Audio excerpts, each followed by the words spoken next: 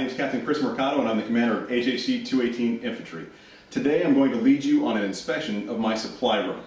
Also, the purpose being to educate and inform company grade leaders on the proper way to establish and maintain systems of small unit readiness and a command supply discipline program. I'm joined today by Staff Sergeant Nelson. She is my supply sergeant and the NCOIC of my command supply discipline program. She is joined by Special Springer, her supply clerk. So, Sergeant Nelson, what does an inspection of the supply room begin with? Sir, the inspection starts with the SOP. The SOP, that's right, the standard operating procedures. Why does it start with the SOP? Because the SOP tells the standards and procedures by which we're governed, how stuff is done. Okay, and where did we get all the information that's contained inside of the SOP? AR 735-5 and AR 710-2 governs the procedures, sir.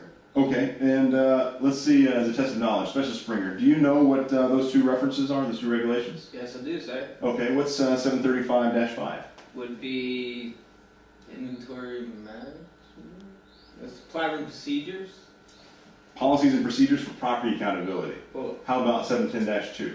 710-1 would be inventory management and supply policy below national level. That's correct, right on. Oh, so I'm assuming that you guys have got these regulations on hand here in the supply room? Yes, sir. Okay, having them on hand is important, but what's more important than that? Using them, definitely. Getting into the manual and see what's in black and white, sir. Okay, that's right, absolutely. Having a working knowledge of these regulations and why they're important to the supply room? Yes. Okay, so I mentioned something earlier about a command supply discipline program. This sounds really, really big. And just the other day, I did an inspection of the arms room, and the company armorer told me that the arms room was the heart of readiness in the small unit. If the arms room is the heart of readiness, what does that make the supply room? The supply room is definitely the soul of readiness, sir. Okay, so it's really important then. Yes, it It's is. a big program, it's really important. That tells me there's a lot of people involved. Yes, sir. Can you guys walk me through some of the people who are involved in and have a responsibility to the supply room? Who does it start with? Well, first we'll start with yourself, sir. With me, the company Yes, sir. commander. Yes, sir. Yes, sir. Okay, well, what responsibilities would I have to the supply room? It sounds like, don't I have a whole company to lead? To ensure that we're following the command supply discipline program, sir. Okay, so it says command supply discipline program, that means it's my program and it starts with me? Okay, what else would be some of my responsibilities? Inventory. Okay, so I actually am expected to conduct inventories? Yes, Yes, sir. sir. Okay, do I conduct all the inventories or can I delegate some of them? Some can be delegated, but definitely cycling is done by the commander. Okay, so I have a responsibility to do the cyclic inventory, and that's a monthly inventory. A monthly inventory, yes, sir. And here in the 170th Infantry Brigade, we do a 10% monthly. Monthly, yes, sir. So that by the end of the year, we've inventoried at least 100% of our property. Yes, sir. Okay, fair enough. What are some of the types of inventories that I can delegate to someone else? These Sensitive item. sensitive item, Okay, so the sensitive items inventory is one type. Who typically will inventory the sensitive items? well, here in 218 is E7s and above, sir. Okay, and do they inventory all of the sensitive items or just the sensitive 100%, items? sir. 100%, every single one of them. Okay, fantastic. How about the XO? Does he have a responsibility to the supply room? Yes, sir. Okay, what are some of his responsibilities? Well, he's your right-hand man, and he oversees, what you do, sir. Pretty much a Luca Brasi, sir. Luca Brasi from The Godfather. Okay, so he's like a hitman, my henchman, my right-hand man. Okay, well, so what does he do? He executes, enforces, gets things done? That's right, sir. Okay, well, if he's that important, then why not just make him my supply room officer? He can't be focused on just the supply room. He has to, be involved in all the commodity shops, sir, Okay, so he supervises all the commodity shops and not just one in particular. and not just supply in particular. Okay, do I have a supply room officer? Yes, you do, sir. Okay, and that would be Captain Fisher. Yes, sir. Okay, has Captain Fisher been trained and certified? He has, sir. Okay, fantastic. Went through the RIP checklist, he was appointed, and then he went through and trained and certified you. You went and trained and certified your clerk, is that correct? That's how it's done, sir. Okay, and let's go on to the supply sergeant then. What are some of your duties and responsibilities here in the supply room? Definitely to help you out, sir. Facilitate inventories and requests, issues. Okay. And you got a clerk, Special Springer. What does Special Springer do for you and this supply room? He's my assistant, sir. Like I assist you, he assists me in everything I do. Requisition, inventories, Private management. Okay. The whole gambit. the whole thing. Okay, fantastic. Well, do you have anybody that helps you out, Special Springer? Yes, actually, each platoon has supply room representatives, sir. So you're telling me that every platoon in this company has got an identified representative that is solely responsible for the supply room? Yes, sir. Okay, that seems like a lot of folks. Yes, sir. And Okay. they also have been trained and certified. Oh, really? So we train and certify them as well using the RIP checklist? Yes, Yes, sir. Okay. Is it acceptable for a platoon to just change out, their supply representative at any time? No, sir. Once they're trained and certified, it's still a commander to make that decision. Okay, fantastic. Now, does it end there? Platoon supply reps, and there's no one else involved in the command supply discipline program, or are there even more people responsible for The it? platoon sergeant and hand receipt holders themselves. Okay, so platoon sergeants, hand receipt holders, platoon leaders. So I have the primary hand receipt, and then I sub hand receipt it down to the PLs, and then they sub hand receipt it down and It's down to the user level, sir. down to the user level. So that could be down to the individual soldier. Yes, sir. Would it be fair to say what you're really telling me then is that everyone in this company has a responsibility for property accountability and command supply discipline? That Yes, sir. is definitely a true statement, sir. Sounds like a really, really big program. Well, no, sir, it's not really complex as it sounds. There are 5, stations to it. First there's inventory, requisition, receive, issue, and assess and inspect. Okay, so the command supply discipline program, if I understand this right, is really broken down into 5 stations or 5 steps. Yes, sir. You've got the inventory, Yes. you've got requisition, Yes, sir. receive, Yes, sir. issue, and then assess and inspect. Yes, sir. And it's really just that simple. Yes, sir. Okay, well, let's talk a little bit about the inventory. Sounds to me like an inventory, the purpose of it would really be to identify what you've got and then what you don't have. Yes, sir. Is that right? What do we call those things that we're missing? Shortages, sir. Shortages. Okay.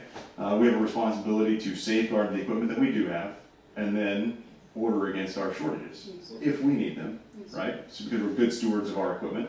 If we don't need to order our shortage, we won't. But if we don't order it, what are we going to put it on?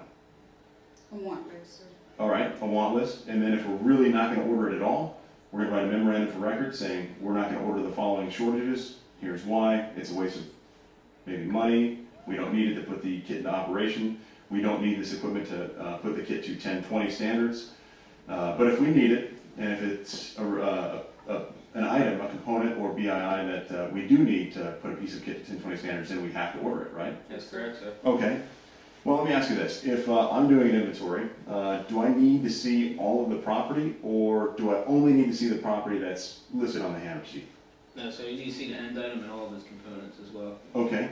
What if I have extra property? Let's say that I've got 20 extra PBS 14s. Sounds like a good problem to have, right? I can just kind of keep some extras on the side? Yeah, that's not the right answer, sir. You would have to do an FOI and get them, them pieces of equipment added to the property book.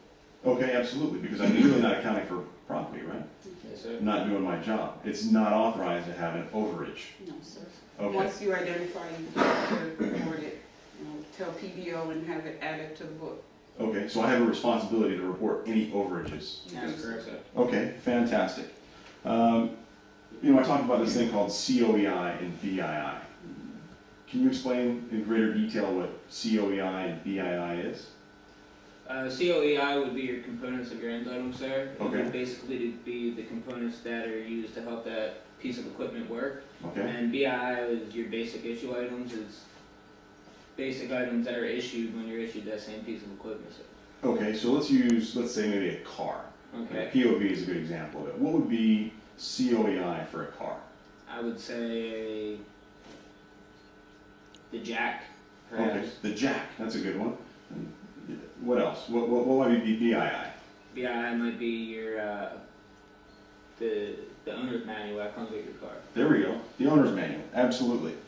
Okay, here, one of the tenets of our command supply discipline program is to treat all components and all BII as if it were non-expendable, right? Yes, sir.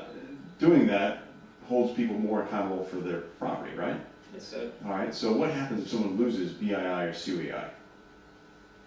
We would first have to update it in the PIVA system, Okay, confirming that, you know, it was missing, and then, we would issue a statement of charges for that missing piece of equipment. if it was due to negligence Yes, or sir. intentional damage or destruction, right? Yes, sir. But if it was, damaged or, lost or destroyed during the course of routine operations or routine use, we can just order against it. Yes, sir. Okay, fair enough.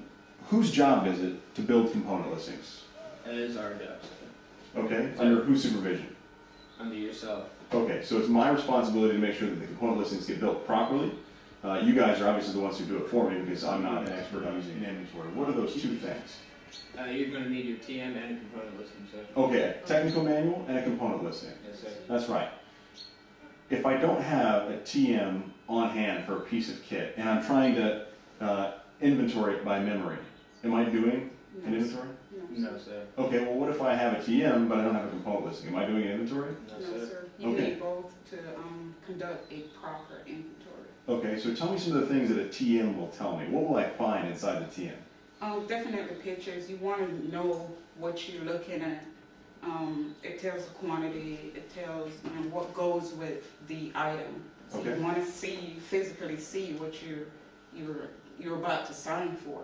Okay, so the TM definitely gives me a picture. It gives me a very good idea of what it is I'm looking at. Yes, sir. And without a picture, you guys, or not you guys, but the sub-hand receipt holder could really just show me anything. Yes, sir. Okay.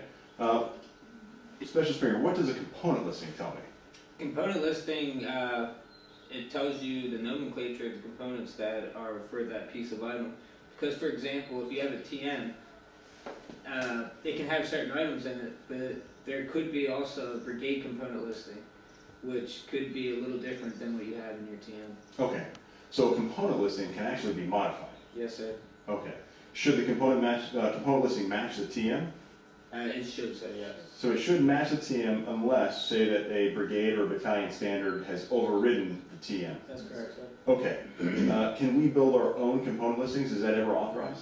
No, sir. Okay. What about the case of non-standard lens or COTS items? Then yes, it would be authorized at the commander's discretion, sir. Okay, but we have to be very clear about it, and we have to have something to help us. When we inventory a commercial off-the-shelf item or a non-standard NSN, non-standard LEN, we're looking at something that we literally just bought off the shelf. What can we use to help us build that component listing? Definitely the components of, what's with the items you want to go through, and whatever's with that item, we'll go ahead and list it as a component to the equipment, sir. Okay, and in some cases, we might even find a user's manual. Yes, sir. Okay, and then we'll just do a memorandum for record saying that for the following item, we've used the user's manual, we've taken a picture of it, and we've kind of built our own Yes, sir. TM. Yes, sir. Is that acceptable? It is, sir. Okay, so once we've got an inventory complete, the next step you said would be to requisition. Yes, sir. So to put it on order. A product of that inventory then has to be some kind of a form or a document, some kind of a request. How does, if say I'm a soldier and I've just inventoried an item, how do I go from identifying a shortage to you guys actually ordering it? How do I make that step? Well, so that soldier would come and show us the shortages that he has. On what?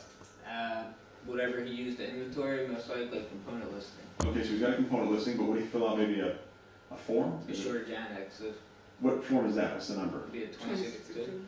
DA form 2062. Okay, I talked about that in the arms room too. That was also a hand receipt, isn't it? Yes, sir. So Can be it's- used as a hand receipt. Okay, so it's a dual use form. It could be a hand receipt or it could be a shortage annex. Yes, sir. Okay. What are some of the key things to look out for to make sure that it's been filled out properly? How do I distinguish between a hand receipt and a shortage annex? Well, sir, on the top left-hand corner, if it's being used as a shortage annex, you definitely want to cross out hand receipt to identify that this is being used as a shortage annex. Okay. I also noticed that on the 2062 there's a column that says authorized, right? Auth. Do you fill out anything in that column? So, No, sir. On a shortage annex, you don't do that. Why not? because you are not authorized any shortages, sir. Okay, you're not authorized shortages. I understand. Okay, so can any soldier just come in here, or do you guys require a specific one, say the platoon supply rep? The platoon supply rep, that's who we work with, sir. So- Okay, they're your direct interface with these platoons. Yes, sir. And they have more, knowledge of what's going on with the Hennessy Okay. or the South Hennessy. What are the most typical shortages that you guys see? Tools, sir, hand tools. For some reason, they walk away. Okay. So definitely hand tools, so we keep a grip on the hand tool. Okay. What class of supply do you guys typically deal with? Much class 2 expendables and class 9 expendables, sir. Okay, so class 2 and class 9? Yes, sir. These are classes of supply. Let's do a check on learning, Specialist Springer. Can you walk me through all of the classes of supply? I sure can, sir. Tell me what they are, and then tell me who you think orders them. Okay, class 1 would be your food, Okay. rations, or Chow. by your DFAC. All right. Class 2 would be expendable durables, as we were just talking about, hand tools, for example. Okay. And we order them. Class Okay. 3 would be your POL. What do you guys? I'm sorry. Let me go back real quick. You said you guys order class 2. Yes, sir. What do you guys order class 2 on? PU system. What is the PBOOS? Property book unit supply enhanced. Okay. Yeah, I've heard about this thing called the PBOOS box. I've heard about this thing called the Sam's box. Is it really? What is it, like a cardboard? What are you talking about? A It's a box. computer system. It's a sir. computer system. Yes, sir. Okay. Is it hardware on the computer, or is this like online? It's online. It's a web-based computer program. Web-based, so you can really access PBOOS from any computer. Yeah, actually you can, sir. Actually, you can. Okay, fair Unless enough. you have a CAD card reader. Okay, yeah, that's right, because it requires CAC access. Yes, sir. All right, so you're now on class 3. What's class 3? Class 3 would be your POL, POL? petroleum oils and lubricants. Who orders POL? That would be your POL sergeant, sir. Okay, class 4. Class 4 would be building and barrier. Building and barrier material, absolutely right. Who orders building and barrier We material? count ourselves along with S4, Okay, the battalion S4. all right. Class 5. Class 5 would be your ammunition. Ammunition. Who typically orders ammo? Typically, it would be the master gunner, sir. Okay, But in our case, when we were down range, for example, our XO was doing it. okay. Fantastic. And class 6. Class 6 would be, well, it's everybody's favorite class of supplies, sir. It would be your alcoholic beverages, personal. Kind of on-demand personal welfare items, Yes, like sir. hygiene items, could be considered class 6. But absolutely, alcohol could be class 6. How about class 7? Class 7 would be your major end items. For example, is computer aid. Okay, so a computer would be a major end item, a Humvee would be a major end item, right? Any of your end items on your primary hand receipt would be class 7 item. Yes, sir. Okay, class 8. Class 8 would be your medical supplies. So Medical supplies, okay, who orders those? the medics. The medics, okay. What system do the medics order their class 8 on? They use a system called MC4. MC4, that's right, okay. Class 9. Class 9 would be your repair parts, sir. Do you guys order class 9? No, they don't. They're Okay. ordered up in the motor pool by PLL sergeant. By the PLL sergeant? Okay, and they're repair parts for what? Weapons, vehicles? Yes, sir. Okay. Is that it? Actually, there's a class 10. It's Okay. like miscellaneous supplies, which can be pretty much anything, sir. Okay, so there's like kind of this catch-all, but rarely ever gets used. Yes, sir. Fair enough. At one point, we talked about not just the classes of supplies, but the types. I heard you say something durable. What is that? A durable would be a piece of equipment that, although can be replaced, it's still something that should be accounted for, and you could initiate a statement of charges if it is missing, most likely because of the cost of that piece of equipment. Okay, what other types of supplies would there be? You got durable, what else is there? You have expendable, sir, which is pretty much same, just like the name, it's expendable, can Okay. be replaced. Gets consumed during use, maybe? Yes, sir. Okay, what else? Then you have your non-expendables, which Okay. if you got one missing, you got a problem. Got a problem. We're gonna take your money. Okay, well, what would be some examples of, say, a non-expendable item? Definitely computers, printers, they're non-expendables, or Okay. a Humvee. So, really, all class 7, Yes, sir. all end items are non-expendable. Yes, sir. Are there any non-expendable components? Yes, Yes, sir. sir. Okay, so it's something to be careful for, because there's components and there's end items, and either one of them can be non-expendable. Yes, sir. Okay. Now, I know that I'm authorized as the commander to order expendable and durable shortages. I can order against those. Can I order against non-expendable shortages? No, sir. PBO has to order, our non-expendable shortages. Okay, so I'm not authorized to order against them, which means that I'm also not authorized to have them. Yes, sir. Okay, so if I'm doing an inventory and I identify a non-expendable component that's missing, Yes, sir. what do I need to do? Definitely, we have to initiate a flipper, sir. Okay, what's a flipple? It's a financial liability investigation, property loss, sir. Okay, so it's essentially it's an investigation Yes, to sir. determine if there's any financial liability. Yes, sir. Okay, I understand. Talking about PBUs, you say we order in the PBU system. Yes, sir. How many lines or how many items can I order in PBUs in a given day? 99 lines, sir. I can order 99 lines a day? Yes, sir. Okay. What does that really mean though? I can order 99 lines. Can I 99 order different 99 sets items? of orders, sir. Okay, so For 99 example, different orders. say if I'm ordering, if I need to order hand soap and I need 4 cases of it, I can order all 4 cases on one line. But it has to be, because that's all the same items. Okay, so I can order multiples of the same item on a single line. Yes, sir.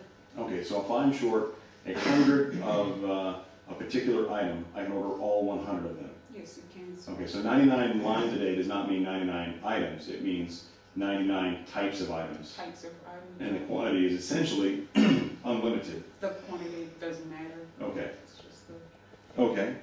What about for, say, class 9? We don't order class 9, sir, so PLL sergeant has to, but I believe theirs is the same thing. Are they 99 lines? I believe they are. Yeah, 99 lines a day. 99 lines. Do they also order in PBUs? No. They What do use they the order? same Z-Box. Sam's e-box. Okay, it's also a computer system, I'm assuming? Yes, Yes, sir. sir. Okay, web-based? Yes, sir. All right. You've got a computer, you've got PBUs. Your platoon supply rep brings in some shortage annexes and say, hey, we've identified the following shortages. Can you please order them? What do? That's when we go into PBUS, we update the component listing that we have both form in PBUS. Before that, though, what do? You take a look at those shortages and ask yourself, Oh, of course, we make sure none of them are not expendable. okay, so first we're checking to make sure they're not non-expendable. Yes, sir. Are we also checking to make sure that we need them and that it's not like kind of a frivolous purchase? Yes, sir. Yes, sir. Okay, so you guys are kind of like my first line of defense. Yes, sir. Right, you guys are Good providing. stewards of the government's money, so. Okay, so you're checking to make sure that, hey, not only can we order this because it's not a non-expendable component, Yes, Do we need to order? but do we need to order this? yes, If it's something that we don't need to order, then you let the supply officer know and say, hey, we need a memorandum for record saying that we're not going to order the following items, and then you can give that back to the platoon supply rep saying, hey, we're not going to order those. yes, sir. Yes, sir. Of course, I would have to sign that as the commander, but if we are going to order it and it is not a non-expendable, it's an expendable component, something that we can order, you go into PBUS and what do? Well, we go into PBUS under a mill strip. Mill strip, and okay? We order off a mill strip set. Okay. Once you've entered in to PBUS a shortage, Yes, sir. what does it generate? What does it tell you? How do you know that you've just ordered something? You'll get a document. A document number. What is a document number? A document number, it's basically what it consists of is your DODAC, the Julian date, and a series number. Well, Sir Nelson, if I've got this document number that Special Springer's telling me about, does that mean guaranteed I've got something on order? No, definitely you get a status. It tells you whether it's, it's on order, it's back order, and when you'll get that equipment in. So How long after I've got a document number, how long after I've ordered something? usually within 72 hours, we'll get a status of, the Okay. equipment. Where does this document number go, though? Does it appear on any forms? We appear on an activity register, sir. On an activity register? What is an activity register? An activity register shows all of your recent orders, all of the activity. Okay, so this platoon supply rep comes in, gives you the shortage annexes. Yes, You QAQC them, you enter them into PBUS on Millstrip, it generates a document number. Within 72 hours, you can do a recon yes, sir. and you get a status. Yes, sir. All right? That status and that document number might appear on the activity register, is that right? Yes, sir. Ah, this is starting to make sense to me. Okay, so what are some of the status codes? I've heard about these statuses before. BA, BB, what What are these things? Well, BB means back order, sir. Okay. BA tells you that it's processed and ready for shipment. Okay. Are there other codes as well? Yes, sir. Anything with, a Charlie code is usually canceled. There's something wrong with, Okay. that requisition. Now, the last time I checked, there was a whole like laundry list. There was like 10 or 15 different codes. Is there like a little cheat sheet or any kind of like reference that I can look at that would oh, tell of me? course, you can even pull up something on Peeves that gives you all of it. Okay. Is there an appendix in PBUs which I can reference? It's pretty much an appendix, I guess. Appendix D? Bravo. Is it Bravo? Bravo. Okay, Appendix Bravo, the PBUs user's manual. Okay. How about the logistician's cheat sheet? You ever seen that? Mm. No? Yes, sir. Yeah? Okay. No, there's this thing called the logistician's cheat sheet. That's what I use, and it helps me out. I found it online, went to Google logistician's cheat sheet, and it had every single status code out there. There's about 15 or 20 of them. And it's a real handy little quick reference. So I can look at the activity register and say, what does Charlie Alpha mean? And I can look there, oh, there it is, very quick. Or, like you said, you could use the PBU's user's manual, Appendix Bravo. Okay. Okay, so the platoon supply rep should then have a copy of the activity register, right? What happens next? This gets ordered, the order goes into PBUS, and it goes to some, warehouse, some distribution center somewhere in Texas, right? How does it go from there to us in, say, Afghanistan? It leaves their warehouse Okay? and gets shipped to Afghanistan. We're using basically the motor pool, right? To download and receive all the equipment I got there. So Okay, so it goes through a series of distribution channels, gets picked up from, some, maybe theater supply activity, right? And then it goes to where? Like in our case, for example, most of our supplies in RC North SSA. went to the SSA. How do they go from, what is the SSA, by the way? What is that? supply support activities. Sir? Supply support activity. Okay, where was that located for us? Was that on our fob? No, it wasn't. Okay, so the SSA was kind of a regional supply activity. How did we go from there to our fob? 24 support. Okay, so like a clip, a convoy would bring our supplies to us. Yes, sir. Here in Garrison, though, we have an SSA on our base. We do, sir. Okay, does every major base have an SSA? Yes, sir. Okay, so if you're in Garrison, we receive our supplies at the SSA. Yes, sir. In theater, you either have an SSA at your location, or you have to have a convoy go to the SSA to transport your supplies back to you. Is that Yes, definitely. We Okay. have remote locations, so SSA is not always set up on each fob, so. okay? Now, you've got this SSA. How often do we need to go there and check and see if we got supplies? Daily, sir. Daily. Yes, sir. In Garrison and in combat? Yes, sir. Okay, why? What does it do? To prevent pilferage, prevent, equipment just sitting there and, other unit wanting to use that equipment just sitting there. So it's essential to go there, pick up what you have, clear the storage area out. Okay, so, all right, this soldier that came in here, this platoon supply rep came in here, we went through the entire process, it made it through that entire distribution chain, went to the SSA, say got on a clip, and it came to our fob, and we go out there to the motor pool, we actually pick up the item, whatever it might be. How do we now that we've received this item, how do we now report that we've received it?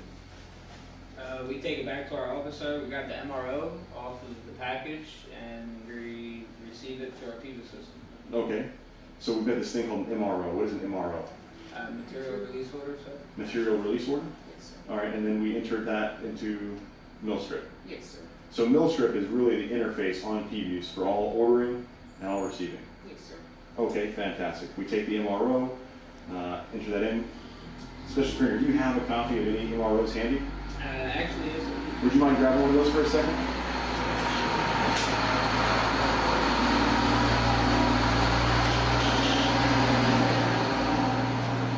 While he's doing that, we're talking about the third step, receive. Yes, sir. Okay, so we've received the property physically.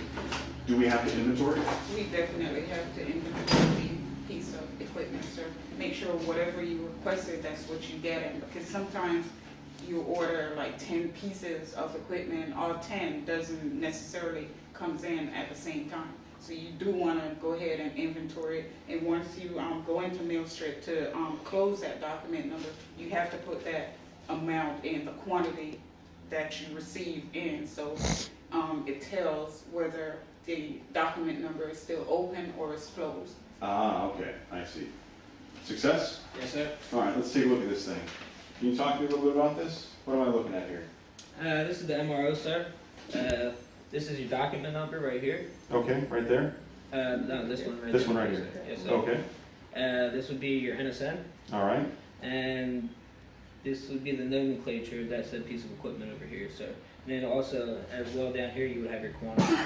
Okay, so the document number is what you would enter into Millstrip Yes, sir. to tell kind of the big army that, hey, we've received this particular order. That's correct. Okay, now, once you've put that into Millstrip, what happens next? If it was a shortage, for example, it'll automatically update the component listing. Automatically, in Yes, sir. PUs? Yes, sir. Okay. And how do we know, for example, that item belongs to a particular sub-Hanner seat holder? So say that this soldier who came in, or this platoon supply rep came in to order that, how do we know that that fills his request? Because when you order it, their shortages, you order it right through PBIS from their shortages. For example, when we receive it, a little box will pop up saying HR 6 or HR 7, showing which hand receipt it actually belongs to. Okay, so you can kind of marry an order against a hand receipt holder. Yes, sir. And once it comes in, it will tell you this belongs to hand receipt holder number 5. That's correct. And once you see that, you say, oh, hand receipt holder number 5, I know that's the arms room. And you can just say, you can get a hold of the armor and say, hey, your request for the following has arrived. Yes, sir. Oh, that's too easy. Okay. What's the next step? After we receive the item, what do we have to do? You wanna issue the items. Okay, how do we issue it out? Well, once we get the MRO, sir, we go ahead and close the document and it generates a 3161. There is an option to generate a 3161 to issue the equipment out, sir. What is a 3161? I thought that was a lateral transfer. It can be used as a lateral transfer. It's a hand receipt, sir. It's an issue, can be used as an issue document, can be used as a turn-in document. Okay, so we use issue, turn in, lateral transfer. Yes, sir. It's essentially kind of a property transaction. Yes, sir. Will you allow just anybody to come in here and sign for a piece of kit, or is there something that is there some document that tells you this guy's authorized? We have, go ahead. We have a 1687, sir, for each platoon. What's a 1687? That a signature card. A signature card, okay. Wow, so I've given you guys a signature card to sign for supplies from the SSA, Yes, sir. and then before you'll even issue any equipment, you require that they be on a signature card. Yes, sir. So if, say, the platoon supply rep is on the signature card and a different soldier from that platoon walks in and says, hey, I'm here to sign for the following, what are you gonna tell him? He's not authorized, sir. Fair enough, okay. So PUS automatically generates this 3161, they come in, they're on the signature card, what happens next? You issue them a piece of equipment, sir. You issue it to them. Yes, sir. Do they have to do an inventory? Of course, hey, if they don't want to, I mean, they don't have to. That's on them. All right, but we will make them Yes, as a sir. forcing function, right? Yes, sir. Because you inventoried it, the last thing that you want to have happen is for them to come back later and say, no, no, Short piece of- yeah, we ordered 10, but only 8 of them came in. Yes, sir. But if you make them inventory on the spot, and then they sign for 10, they inventoried 10, they've received 10, they've signed for 10, and they're leaving with 10, right? Yes, sir. All right. Does that complete the issuance of equipment step? Yeah, that's it. Okay, so what's the last step? Assess and inspect. Assess and inspect. Yes. Okay. So we, of course, are doing an inspection right now. Yes, sir. We get into the details, right? What else do we do? After action reviews, right? Yes, sir. How do we check ourselves, make sure we're doing a good job?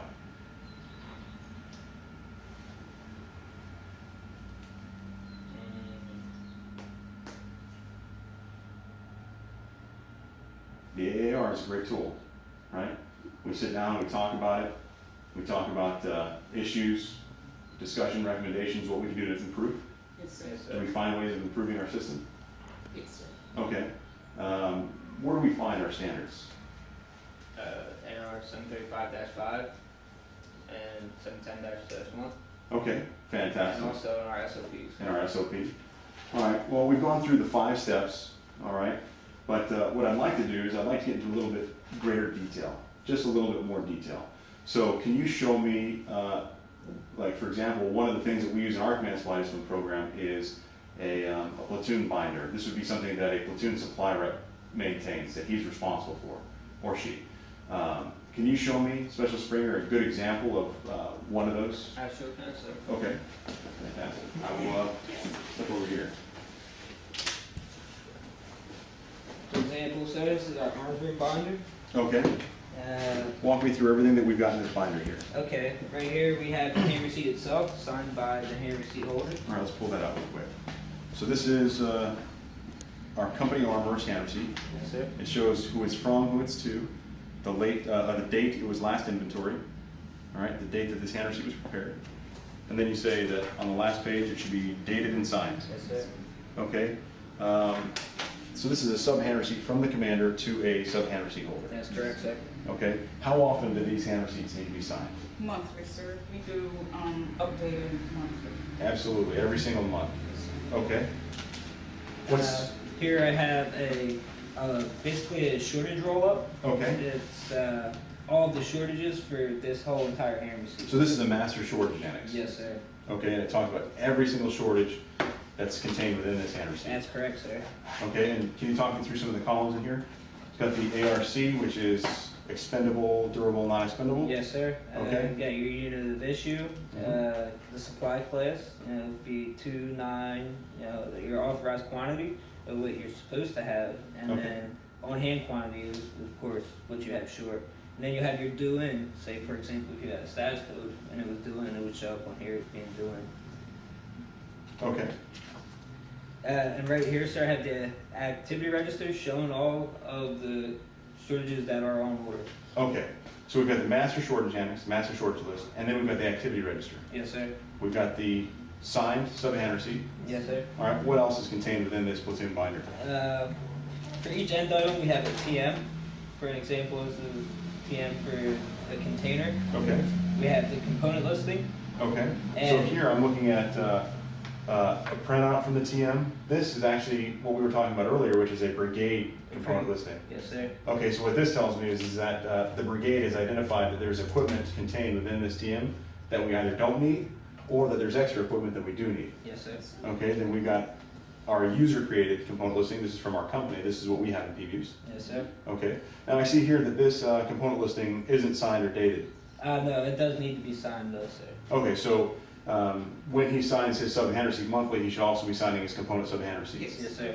Okay, not a big deal. It looks like we've just identified, kind of a little thing that needs to be corrected, a little And deficiency. then if there's any shortages, sir, there would be a shortage annex right here. But for example, this container does not have any shortages. But if it did, we would also have a shortage annex right here showing the shortages for that container. For that particular container. Yes, sir. Okay, and then it just kind of continues Yes, sir. the same way. You've got your TM, you've got your brigade user-created component listing, and then our component sub-hand receipt, which would be dated and signed. And then if there were any shortages, you would have your 2062 shortage annex right there. Yes, sir. And it goes this way, the whole, oh, there we go, perfect. So we've got one here for the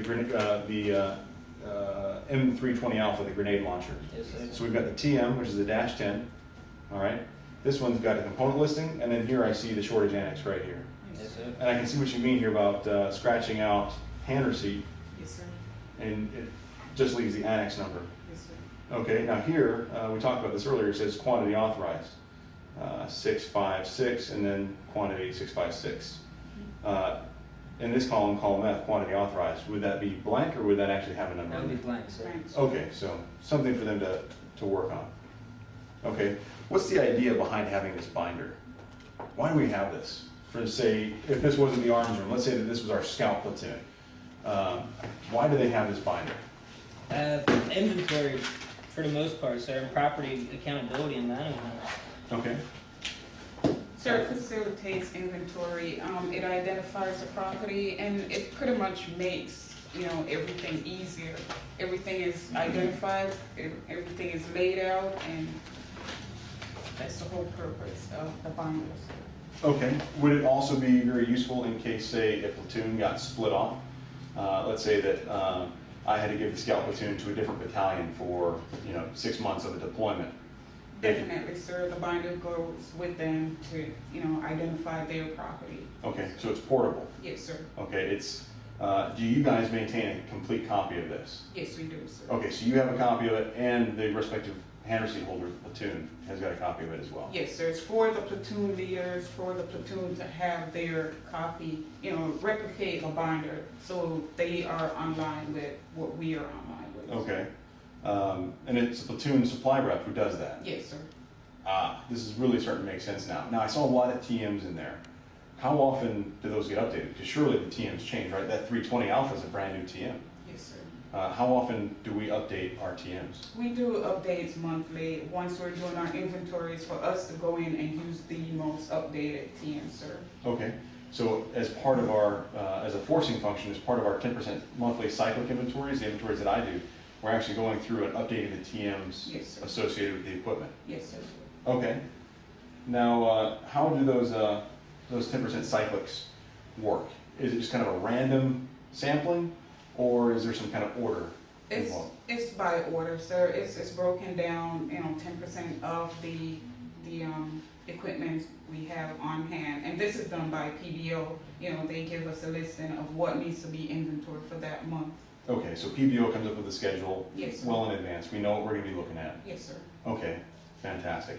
Besides the 10% cyclic inventory, we talked about the 100% SII. What other types of inventories are there? Their OCIE, you know, inventory, this is done by the platoon sergeants, you know, the commander facilitates it, but it's done by the platoon sergeant to see what their soldier have, what they're missing. Okay, you said OCIE. That would be like a soldier's individual equipment? Their clothing, yes, sir. Make sure they have their clothing, you know, on hand for school. Make sure their equipment is ready for deployment, all that good stuff. So How often do soldiers have to inventory their OCIE? it's done on a monthly basis, just like the equipment. You want to look at their equipment too on a monthly basis. So Okay, how often do they have to sign for their equipment? monthly. Once it's done, the inventory is done on a monthly basis. Okay, fantastic. A couple more questions for you guys. How many sub-hand receipt holders do we have? At this current time, 22, so. 22 in the company. Is that a lot? Is that not a lot? But we're an HAC element, so it would be a lot. It's a lot. Okay, 22 is a lot. A rifle company, how many would they have on average? Probably 10. Maybe 10? Yes, sir. Okay, so 22 is a little high. Can you condense them somehow? With the amount of equipment that we have, so we have it broken down, you know, that much, so we don't have one person signing for a whole, you know, just for accountability purpose, we have it broken down like that. Okay. Because the amount of equipment that we have on hand. Okay, that makes sense. Commander is the primary hand receipt holder. Yes, sir. Do I also have a sub-hand receipt? Yes, sir. No, yes? Yes, you do, sir, but there's nothing on it. Okay, so I do have one, but there's nothing on it. There's nothing. Okay, I understand. Would there be any situation in which I would have something on my hand receipt? For turning purposes, sir, it's sitting on the commander's hand receipt, but once it's turned, it's dropped off. Also, when we receive equipment, it enters or it hits the commander's hand receipt. From there, we go ahead and issue it out, sir. Okay, so So- the commander's hand receipt really kind of acts as kind of a truck stop. Yes, sir. Anything coming in, anything going out, kind of sits there. Maybe if it's damaged, would damaged equipment also be on there until we could, Until we get it turned in. Until But we get usually it- equipment is not sitting on the commander's hand receipt. what's an appropriate amount of time for it to be there? I would say 3 days, sir. 3 days? So as fast as possible, try and get it off the Yes, commander's sir. hand receipt, maybe Definitely. within 24 hours, but certainly no more than what, maybe a week? No more than a week. sir. Okay, so if it's on there more than a week, we're starting to get concerned. Like, Yes, sir. what is it, why is it something not happening with this piece of equipment? Yes, sir.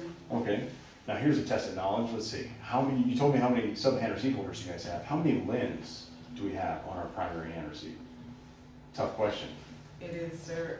With the amount of turn-ins that we're doing right now, we've lost track. Lost track of it? Yes, sir. I'd say probably now like 10. With that. 10 LINs? Yeah, we have basically nothing to turn in anymore. That's it, we're down to 10. right now, but, we had over 200. What was that? It was 279 in That Afghanistan. was just one property book. That was one property book of 3 that we were carrying at that time. Yes, sir. But it's important that we always kind of keep an eye on how many liens we're managing and how many subhandler seat holders that we have to make sure that we've got the proper ratio of subhandler seat holders to property. Yes, sir. Really? Okay, you talked a little bit about OCIE. Do we maintain OCIE records? Yes, we do, sir. Can you show me those records? Yes, definitely. Over here is maintaining our, filing cabinet right here, and it's broken down alphabetically. Okay, You know, downrange, we did it by, or in Afghanistan, we did it by, battle roster. okay. No, Why did we change from battle roster to alphabetic? It's just internal, you know, this is what we do internally. Okay. With regards to how we should do this, is there a standard? No. No, sir. Okay. Probably we should establish one. I think that what we were doing in Afghanistan with the battle rosters is probably more effective, simply because the clothing records would then match the battle roster, which would then match the alert roster, and then we'd have one single standard, which would also match what we do in the arms room with equipment. Okay, sir. So that's something we can figure out and determine whether or not alphabetic is the best way to go or by battle roster. Okay. So we'll take a look at it. What would I find inside one of these clothing records here, one of these OCIE records?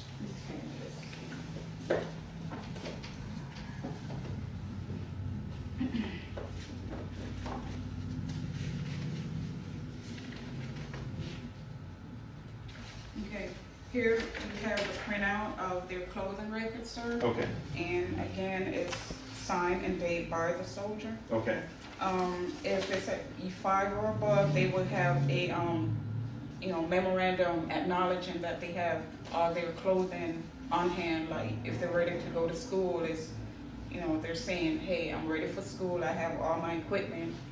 And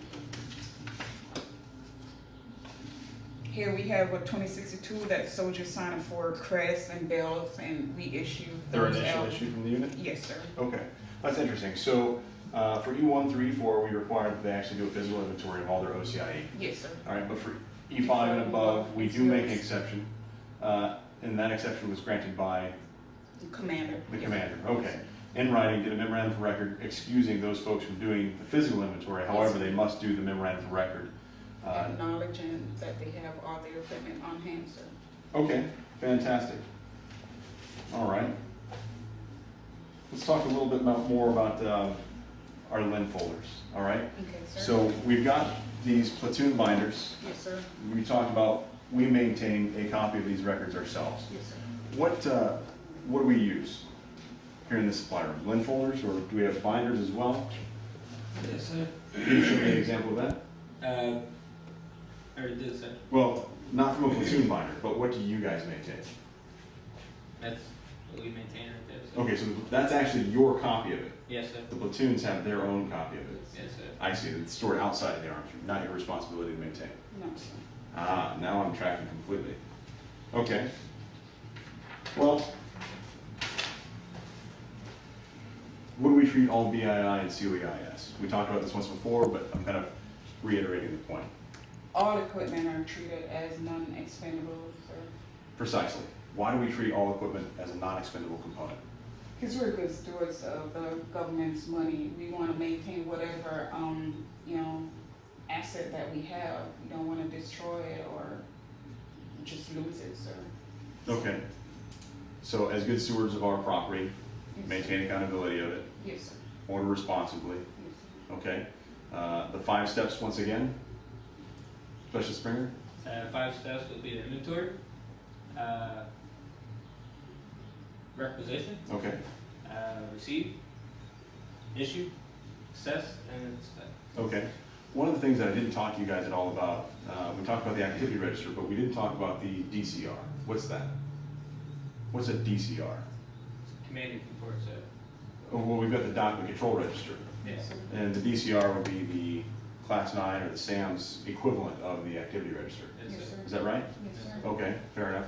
You said the commander's report. What's this? What's a commander's report? It tells all the, purchases that we do, sir, and we have a threshold that we can't go over. Okay, Yes, sir, it's a $500 limit. okay, so this is the exception report we're talking about. Yes, sir. Okay, so we've got a limit, $500, Yes, sir. and I can initial anything up to $500. Yes, sir.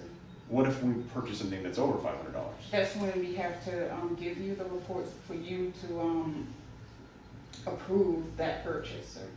Okay, and then if it's over $500, it's gonna go to the Battalion XO? Is that right? Yes, sir. Okay, so up to $500, I initial. If it's, say, $2,000, Battalion XO has to see it and say, yep, okay, initial, go ahead and purchase it. Yes, sir. Okay. Monthly, do we do any monthly reports? Yes, sir. There is a recon Okay, what's this? reconciliation, sir. Is with all the purchases that we do through the SSA, they send us a recon saying, this is what we're tracking that you purchased, and what we have to do is, go through and match up what we have with the printout that they gave us and make sure that we're on the same sheet. Whatever we requisition, they have it on order, sir. Okay. Fair enough. Now, I've got an idea. Let's do a little quick test to see if we're actually ordering against our shortages. So let's go back over here to the arms room. Arms room binder? Arms room binder. Okay. Let's take a look at, say, PBS 14s. Let's see that if we're actually identifying our shortages and then putting them on order. So let's first pull out the hand receipt. Let's find our PBS 14s. Is it gonna be the other binder? The second binder. All right. Arms room's big. It is. We have 2 binders for the arms.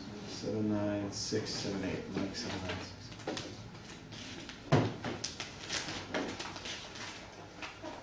So it's Mike Actually, 79678. it would be in the back of that binder, so. Back of this one? Yep.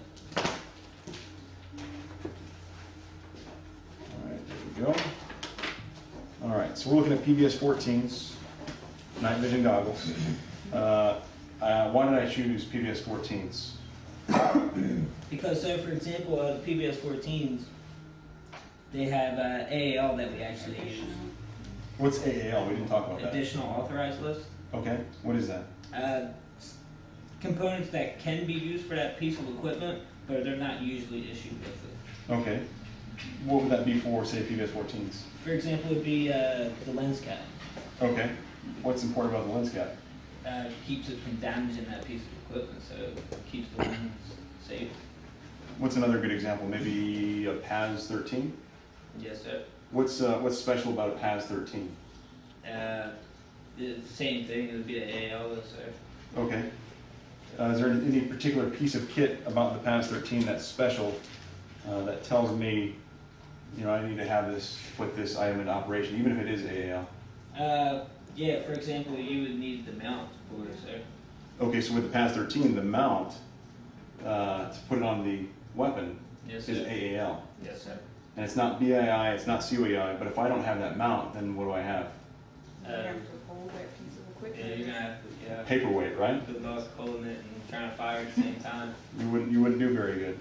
Okay, well, with the PBS 14s, kind of like with the PAS 13s, we're looking at, lens covers, we're looking at eye cups, because they're, components that while they don't necessarily stop the equipment from being fully mission capable, it does prevent it from being to 1020 standards. Yes. So we want to see if we're ordering that stuff.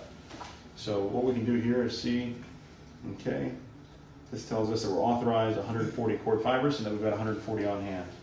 All right. It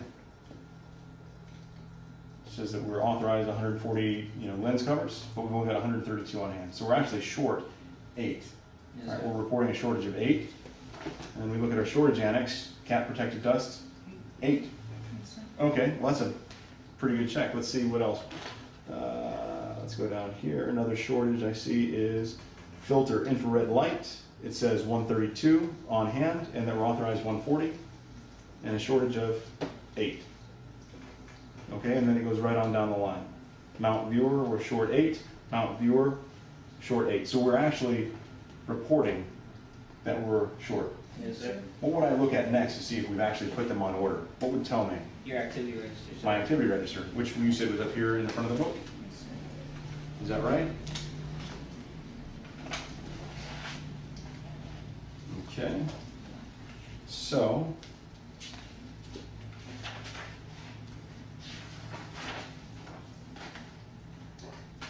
Let's look at the instant answer. yep, that'd be right back there in the back.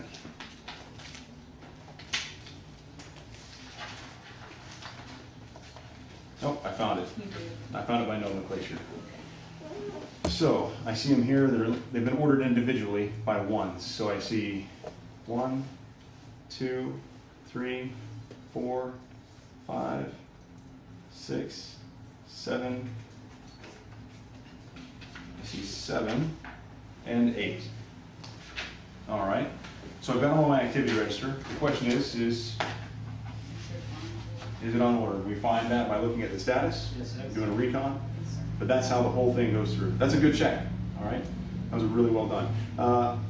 I think that probably concludes our inspection for today. How do you think we did? I think we did good, sir. I think we did really good. And I was pretty surprised by that real quick impromptu little test.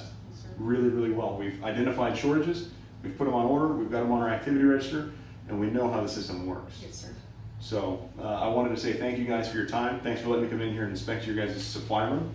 Thank you. You did a really, really good job. I'm really impressed, and I appreciate everything that you guys are doing in here. Thanks. So, once again, the purpose of this inspection was really to educate and inform other company grade leaders, future officers, NCOs, soldiers, everyone in the company on the Command Supply Discipline Program, what goes into it, who's responsible for it, and how we, HHC 218, have managed to implement TTPs and SOPs in order to make the system work for us.